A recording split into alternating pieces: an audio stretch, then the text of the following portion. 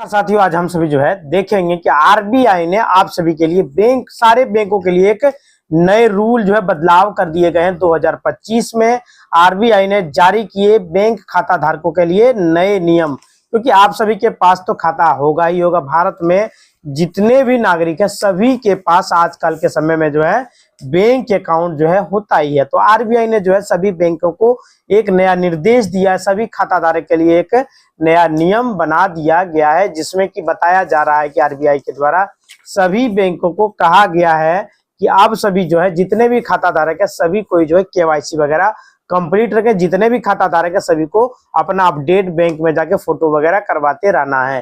भारतीय reserve bank ने RBI और भारत सरकार ने वर्ष 2025 में बैंक खाताधारक के लिए कई नए नियम में बदलाव कर दिए हैं, यानी कि जो है पेश किया है। उसमें ये बदलाव जो है मुख्य रूप से सुरक्षा, क्लेम और सेटलमेंट और बैंकिंग दक्षता में सुधार लाने के लिए, मतलब पारदर्शिता जो है बरतने के लिए कहा गया है। आरबीआई के कुछ महत्वपूर्ण नए नियम जो अपडेट है 2025 का, मैं आप सभी को बताने जा रहा हूँ। खाता जो है बंद करने से संबंधित नए नियम, जैसे अकाउंट क्लोजर रूल जो है उसमें बदलाव कर दिया गया। 1 जनवरी 2025 से आरबीआई के नए दिशा निर्देश के तहत बैंकों के कुछ प्रकार खातों को बंद करने का निर्देश जो है दिया गया। मतलब जो खाता ऑपरेट नहीं किया जा रहा है, मान लीजिए आपने कोई खाता खुलवाया है, 2 साल तक कोई भी बैलेंस निकासी जमा कुछ भी नहीं किया है, कुछ भी बदलाव नहीं हुआ है, तो वह खाता को बंद करने का आदेश जो है आरबीआई के द्वारा जितने भी बैंक है सभी को निर्देश दे दिया गया है, जिसका उद्देश्य है कि धोखाधड़ी को कम करना और जो है परिचालन दक्षता में सुधार करना। कोई भी किसी भी अकाउंट को फ्रॉडगिरी नहीं कर सकता है। उस अकाउंट में जो बैलेंस है वो आरबीआई के अकाउंट में बैलेंस चला जाता है और उस अकाउंट को क्लोज कर दिया जाता है, बंद कर दिया जाता है। निष्क्रिय खाते हैं जो कि एक्टिव नहीं है, उन खातों को जो है वे खाते 12 महीने से अधिक समय से कोई भी लेन देन नहीं किया गया, उन्हें जो है निष्क्रिय माना जाएगा। निष्क्रिय डोरमेट खाते, मतलब डोरमेट हो जाता है कि अकाउंट आपका है लेकिन वो जो है परिचालन में नहीं है, बंद हो गया, उसमें जमा निकासी नहीं हो सकता है। वे खाते जिनमें 2 या 2 से अधिक वर्षों से कोई भी लेन देन नहीं हुआ, जैसा कि हमने आपको पहले बताया था। जीरो बैलेंस खाते में जो है वे खाते जिसमें लंबे समय से शून्य बैलेंस बना हुआ है, खाताधारक को खाता जो है बंद करने का रिक्वेस्ट जो है मैसेज वगैरह आते रहता है लेकिन वो बैंक नहीं पहुंच रहा है, तो जो है उस खाते को बंद करने का निर्देश दे दिया गया। लेन देन या बैंक शाखा में जाकर के उसे सक्रिय रीएक्टिवेट करने की सलाह जो है आप सभी को मैसेज के माध्यम से बैंक के द्वारा दिया जाता है। और आपके बैंक खाते में जो मोबाइल नंबर दिया गया खास करके अगर वो चालू है, बुलाने का प्रयास जो है बैंक करेगा, मतलब आपको मैसेज भेजेगा कि आप आइए, हम जो है आपके अकाउंट का केवाईसी करेंगे, ये सभी करके जो आपसे वहां पर बुलाया जाएगा। लेकिन आप अगर यदि वहां पे नहीं पहुंचते हैं तो जो है आपका अकाउंट को बंद कर दिया जाएगा। जैसा कि अभी नियम जो आया हुआ है, आपको आपके बैंक अकाउंट में वहां पे खास करके जो मोबाइल नंबर आपका है, जो सक्रिय मोबाइल नंबर है, वही आप अपने अकाउंट में दें। अगर यदि बंद हुआ नंबर आप देते हैं या तो बंद हो जाता है किसी कारण से, तो आपका अकाउंट क्लोज होने की संभावना बन जाती है। क्योंकि बैंक का सॉफ्टवेयर जो है ये तकनीक से बना दिया गया कि आपका जो है वहां पे जो मोबाइल नंबर दिया गया, बैंक वहां पे डेडिकेट कर लेता है, मैसेज भेज के चेक कर लेता है कि मैसेज डिलीवर हो रहा है या नहीं हो रहा है। यदि आप रिचार्ज नहीं करेंगे तो आपके मोबाइल पर मैसेज डिलीवर नहीं होगा, तो वहां से जो है बैंक को वो डीएक्टिवेट कर देता, मतलब कि इनएक्टिव कर देता, बंद कर देता। जब भी अपने बैंक अकाउंट में कोई भी मोबाइल नंबर दें तो उसे जो है सक्रिय रखें, एक्टिव रखें, उसमें रिचार्ज रखें, अन्यथा जो आपके साथ फ्रॉडगिरी की संभावना भी बढ़ सकता है, क्योंकि वो नंबर बाजार में आ जाएगा कुछ दिन के बाद, तो फिर आपको जो प्रॉब्लम हो सकती है। नामांकन नॉमिनेशन की सुविधा जो में बदलाव कर दिया गया, जैसे कि नॉमिनेशन बदलाव कर दिया। नॉमिनी में जो है बैंक में जो आप एक नॉमिनी देना चाहते थे उसमें जो उसका फैसिलिटी में जो है बहुत बड़ा चेंजेस कर दिया गया। जितना भी बैंक है हमारे भारत में आरबीआई के तहत, सभी में आप 4 नॉमिनी आप ऐड कर पाएंगे। बैंकिंग कानून संशोधन अधिनियम 2025 के तहत 1 नवंबर 2025 से जमा खातों और लॉकर के लिए जो है नॉमिनी के नियम में जो बहुत बड़ा जो है महत्वपूर्ण बदलाव किया गया है। एकाधिक जो है मल्टीपल नॉमिनी आप जो वहां पे रख सकते हैं, मतलब आपका मान लीजिए 2 बेटा है, 3 बेटा है, 4 जितना भी है सभी में जो है उसका शेयर भाग भी आप दे पाएंगे। जमा करता है अपने खाते और सुरक्षित जमा लॉकरों के लिए जो है अधिकतम 4 व्यक्तियों को जो है नॉमिनेट कर सकता है, मतलब नॉमिनी जो है वहां पे आप दे सकते हैं।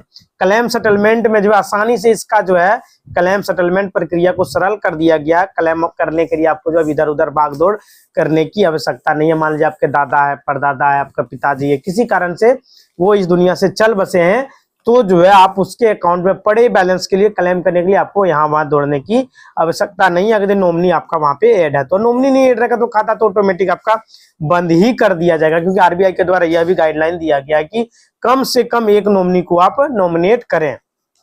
नामांकन के प्रकार जो होता है जमा खातों के लिए एक साथ जो है सिमुलेशन के या कर्मिक जो है दोनों प्रकार का नॉमिनेशन आप कर पाएंगे, जबकि लॉकर और सुरक्षित कस्टडी की वस्तुओं के लिए जो है कर्मिक सुविधा की अनुमति दी जाती है। चेक क्लियरेंस की प्रक्रिया में जो है थोड़ा सा बदलाव हुआ है दोस्तों।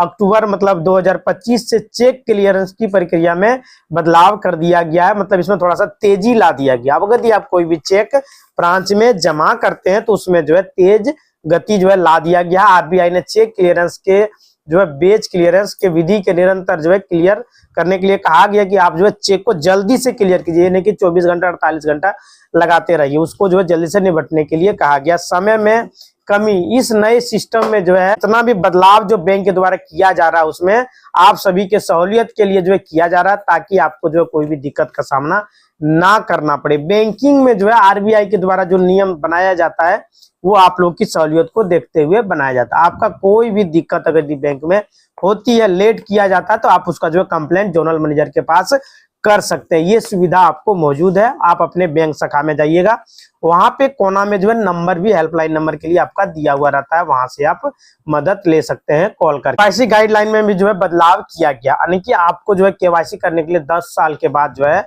आपके अपने अकाउंट में केवाईसी करना अनिवार्य कर दिया गया। कम जोखिम वाले ग्राहकों को राहत दिया गया है, जैसे कि उसमें जो है व्यक्तिगत खाता धारक के लिए केवाईसी अपडेट ना होने पर सभी वित्तीय लेन देन की अनुमति को जो है आप सभी को दिया गया है, लेकिन ब्रांच आपको बार बार मैसेज करके बुलाता है वह केवाईसी करने के लिए। मतलब आपको समय दिया जाता है, 2 महीना तक रिक्वेस्ट किया जाता है आपको बुलाने के लिए। अभी हमारे भारत सरकार के द्वारा जन धन अकाउंट खोला गया है, उन सभी भाइयों के लिए जो है वहां से आदेश आया है कि जो है आप सभी केवाईसी अवश्य अपने खाते में करा लें, ताकि आपका खाता चालू रहे।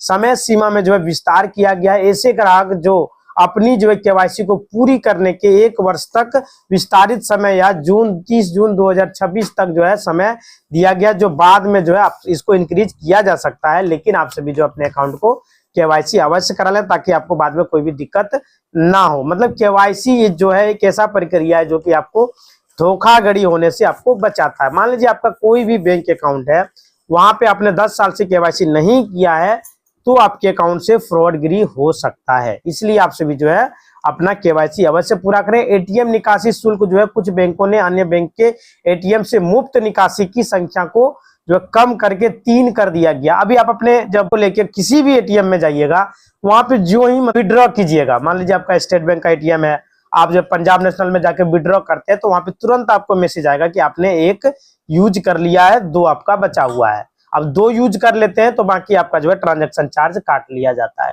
पहले ये 5-6 था, उससे घटाकर 3 पर ले आया है। लेकिन एक बात जो है खुशखबरी वाली है कि स्टेट बैंक में जो है आप कोई भी ब्रांच में जाइए, मतलब एटीएम में जाइए, मशीन में जहां पे पैसा डिपोजिट होता है, विड्रॉ का बात नहीं कर रहे दोस्तों, डिपोजिट का बात कर रहे, जमा का बात कर रहे हैं। अगर यदि आप सभी जमा करते हैं एटीएम मशीन से पैसा, तो उसमें जो ट्रांजैक्शन होगा उसका चार्ज नहीं जोड़ा जाएगा, मतलब कि वो आपका वो ट्रांजैक्शन में नहीं जुटेगा। मतलब वो आपका जितना चाहे उतना बार आप एसबीआई के एटीएम में एटीएम कार्ड डाल के पैसा जमा कर सकते हैं। लेकिन वहीं पे आप कैश विड्रॉ करते हैं तो उसमें आपका जो है जितना बैंकों का अलग अलग जो है, जैसे किसी में 3 है, किसी में 4 है, किसी में 6 है, मतलब उतना दिया गया है, तो उतना ही यूज आप कर पाइएगा। ज्यादा करने का प्रयास कीजिएगा तो आपके अकाउंट से ट्रांजैक्शन चार्ज काटा जाएगा। कल ही हमने जो है प्रैक्टिस किया था, पंजाब नेशनल बैंक का जो है कैनरा बैंक से जो है पैसा निकालने का प्रयास किया, तो उसमें जो तुरंत हमको मैसेज आ गया था। इसलिए जो है इसका आप जो है ख्याल रखें। यदि बैलेंस भी आप चेक करते हैं उसमें 1 ट्रांजैक्शन आपका मान लिया जाता है। जैसे आप डिपोजिट करते हैं मतलब सेम ब्रांच में, तो जो है नहीं माना जाएगा। अभी स्टेट बैंक में यूपीआई का फैसिलिटी दे दिया गया, एटीएम में आप जाइए, कोई कार्ड वगैरह का आपको जरूरत नहीं है। यूपीआई क्यूआर का ऑप्शन पर क्लिक करिएगा, अमाउंट डालिएगा, क्यूआर वहां पर आ जाएगा। आप फोन पे, गूगल पे, मोबीक्विक, पेटीएम किसी भी माध्यम से वहां पे अगर ये स्कैन करते हैं तो जो है आपका वहां पर ट्रांजैक्शन सक्सेसफुल रहता है और वहां से आप पैसा ले सकते हैं। लेकिन कभी कभी जो है वहां पे ऐसा जो है नहीं हो पा रहा है। फर्स्ट यूनो ऐप को जो है लॉगिन कीजिएगा, वहां पे क्यूआर का ऑप्शन दिया गया, यूपीआई का ऑप्शन दिया गया, वहां से पेमेंट करके आप पैसा निकासी कर सकते हैं। वहां पे आपका ना फंसेगा, ना कोई भी आपको दिक्कत होगा। ये सुविधा जो है सिर्फ एसबीआई में दिया गया है। बाकी कार्डलेस का सुविधा देखते हैं अदर ब्रांच में भी दे दिया गया दोस्तों, आप उसका भी इस्तेमाल कर सकते हैं। लेकिन कार्डलेस में कोई ना कोई जो है चार्ज काटा जा रहा है, जो कि ये गलत है। मतलब पर ट्रांजैक्शन चार्ज आपको 17 रुपया 18 रुपया करके काटा जाता है। न्यूनतम बैलेंस की अब जो है बैंकों में आवश्यकता नहीं है। कुछ कुछ बैंकों में जैसे कि भारतीय state bank, Punjab national bank, मतलब भारत के प्रमुख बैंकों में न्यूनतम बैलेंस की आवश्यकता जो है कम कर दिया गया है, जिससे शहरी और अर्ध शहरी और ग्रामीण के आधार पर जो है समायोजित किया गया है। मतलब अकाउंट के टाइप के हिसाब से जो है आपका बैलेंस खाते में रखने की आवश्यकता नहीं है। सभी बैंकों को निर्देश दिया गया है आरबीआई के द्वारा कि जो है आप अपने जीरो बैलेंस पर अकाउंट सभी ग्राहकों का खोलें, और जो खाता का टाइप बदलना चाहते हैं वो भी बदल सकते हैं। पॉजिटिव पे सिस्टम जो है आ चुका है, जिसके बारे में आप सभी को पता नहीं होगा।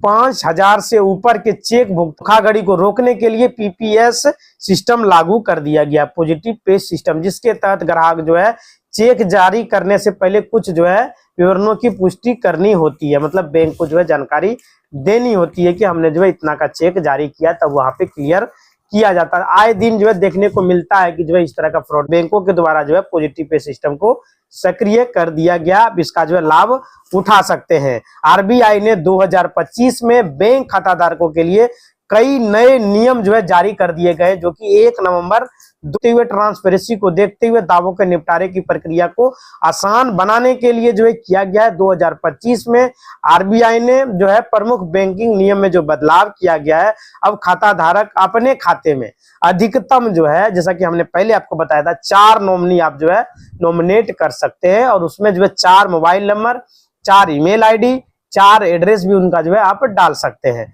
मतलब ये सभी सुविधा जो है दिया जा रहा है। बैंकों को अब जो है प्रत्येक जो है नामांकित जो भी आपका जो है नॉमिनी है, उसमें अलग अलग एड्रेस, अलग अलग मोबाइल नंबर वगैरह आप दे सकते हैं। सेविंग अकाउंट में अब हर दिन के अंत में जो है बची रकम पर ब्याज की गणना जो है की जा रही है, यानी कि ग्राहकों को जो है हर दिन के बैलेंस का जो है निष्पक्ष ब्याज जो है आपको मिलेगा। ये बदलाव जो है आरबीआई के द्वारा बहुत ही अच्छी किया गया, जो कि आप सभी के लिए राहत भरी खबर है। बैंक खातों के लिए मिनिमम बैलेंस नियमों में जो है बदलाव किया गया। सभी बैंक जो है नहीं किया, लेकिन कुछ कुछ बैंकों में किया गया है, समान पाया गया है। अब बैंक अकाउंट में 24 महीने तक अगर यदि आपका अकाउंट निष्क्रिय रहता है, इनऑपरेट रहता है, तो जो है आपका अकाउंट को क्लोज कर दिया जाएगा और जो है हटा करके आरबीआई के अकाउंट में वह पैसा चला जाएगा। धारक को हर तिमाही एक बार जो है मुफ्त पासबुक या अकाउंट स्टेटमेंट मिलेगा मुफ्त में।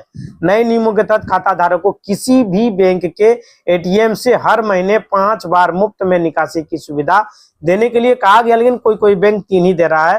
ट्रांजैक्शन 10 जो है शुल्क लिया जाता है, 10 रुपया का शुल्क, अगर यदि आप ट्रांजैक्शन लिमिट को पार कर जाते हैं। तो सेविंग अकाउंट पर ब्याज दरें जो है 4.5% है, किसी में 6.25% तक ये हो सकती है। मतलब अलग अलग बैंकों के अनुसार है, ये नहीं कि सभी बैंक में अलग है और सारे बैंकों के लिए अलग अलग नियम है। सभी शुल्क जो है SMS alert, debit card renewal वगैरह, मिनिमम बैलेंस पेनल्टी ग्राहकों को स्पष्ट रूप से जो है एसएमएस के द्वारा बताया जा रहा है, कुछ भी छुपा हुआ नहीं है। मतलब आप जो है गूगल में भी जो है पूछ सकते हैं, आपके लिए जो है बैंक है, आपके सहूलियत के लिए है। ऐसा नहीं सोचना है कि जो है बैंक में हम जाएंगे तो हमें जो है लाइन में लगा दिया जाएगा, हमें इधर से उधर दौड़ाया जाएगा। नहीं दोस्तों, बैंक जो है ग्राहक आपका जो आप वहां पे जिस अकाउंट बैंक में आपका अकाउंट है वहां पे आप जा सकते हैं, जानकारी को आप प्राप्त कर सकते हैं।